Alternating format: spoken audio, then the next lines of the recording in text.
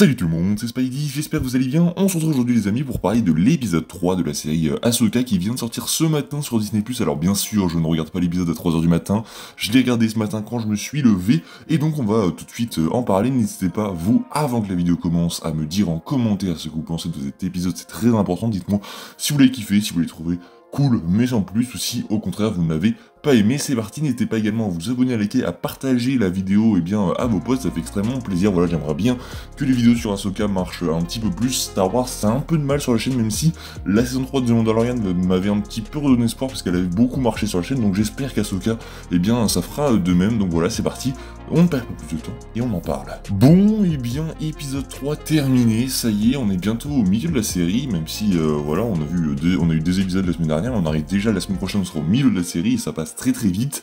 Et cet épisode 3, je pense que à la globalité, on va tous être d'accord pour dire que c'était du très grand Star Wars. Voilà, c'est un très bon épisode, ça fait plaisir de voir Star Wars comme ça, avec autant d'ambition, je vous répète, hein. Je trouve que la série d'Ahsoka,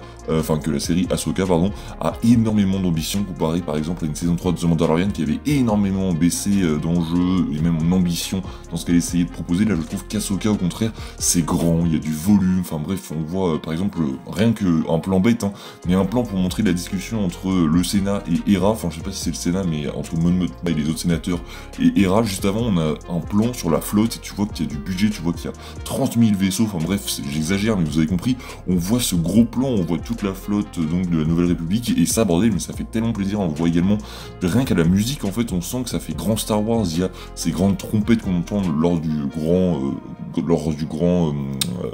la grande bataille spatiale qu'on a donc dans cet épisode, on va y revenir, mais du coup, ouais, un très grand épisode, un très bon épisode que j'ai beaucoup apprécié. Je pense que beaucoup vont l'apprécier, il y a énormément de bonnes choses. Donc on suit tout d'abord l'entraînement de Sabine. Bon, ça voilà, c'est un petit peu peut-être le ventre mou de cet épisode, et quand on voit, on se dit peut-être que c'est un peu long et que l'épisode devrait avancer, vu que le principal problème de cet épisode, il y en a qu'un seul, hein, c'est la durée. Même si ça, on va pas faire les étonner, vu qu'on savait, on nous avait prévenu que on nous avait prévenu la durée des 3 premiers épisodes de la série Ahsoka, et on savait donc que le 3e épisode ferait entre 35 et 37 minutes.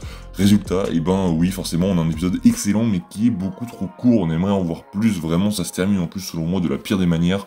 Mais bon, ça, c'est autre chose, on va y revenir ensuite. Donc, épisode très bon, comme je vous l'ai dit. On suit donc l'entraînement de Sabine, qui progresse très lentement, hein, on va pas se mentir. En fait, elle a, comme on a dit, grâce à ça, son éducation mandalorienne, elle a la maîtrise des armes, mais elle a pas en gros encore la maîtrise de la force, et on verra ce que ça va donner. Je sais pas si ils vont se diriger vers vraiment une formation de Jedi pour Sabine, s'ils vont continuer ainsi, ou si le personnage va emprunter une voie différente, mais pour l'instant c'est ce qu'ils ont l'air de vouloir faire, donc on verra bien vers où tout cela va nous mener. Et ensuite, donc, on a cette grande bataille spatiale qu'on a eue. Donc au début je me suis dit, c'est pas forcément fou, voilà, c'est du champ contre champ avec les vaisseaux, il y a rien de bien imaginé, il y a rien de bien nouveau dans ce combat, et c'était un petit peu fade, un petit peu mou. Voilà, c'était un combat donc entre Ahsoka, Sabine et le droïde contre les sbires de l'autre, je ne sais même plus comment elle s'appelle, celle qui cherche Thrawn.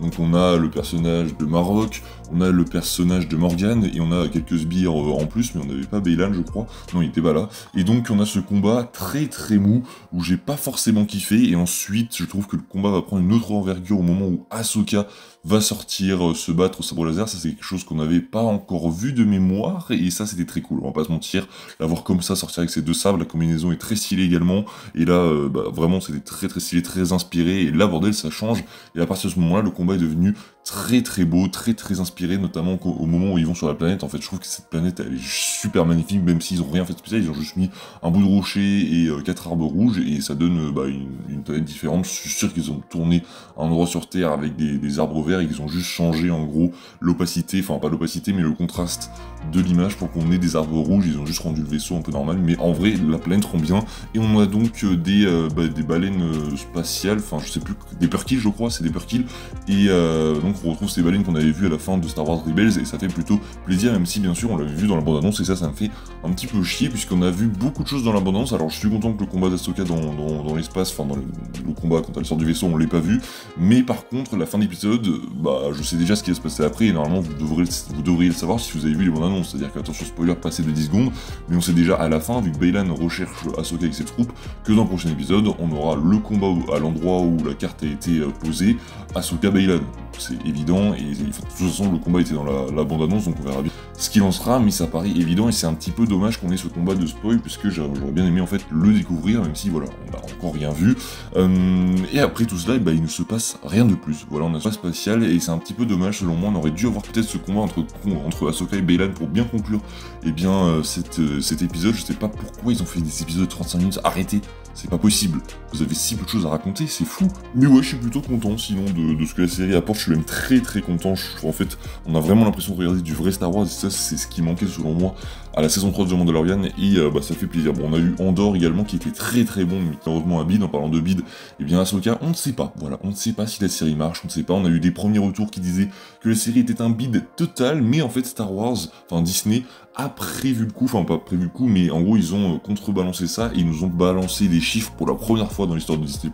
Ils nous ont dit que le premier épisode a été visionné 14 millions de fois, et que donc c'était la série la plus vue pour l'instant. Alors la série la plus vue, c'est tout à fait normal, puisque c'est la série qui sort en ce moment, donc c'est forcément ce que les gens regardent, mais ça ne veut pas dire que c'est la série qui a le plus marché dans l'univers Star Wars. C'est-à-dire que, je sais pas si vous comprenez, mais quand un film sort au cinéma, par exemple Blue Beetle, meilleur exemple.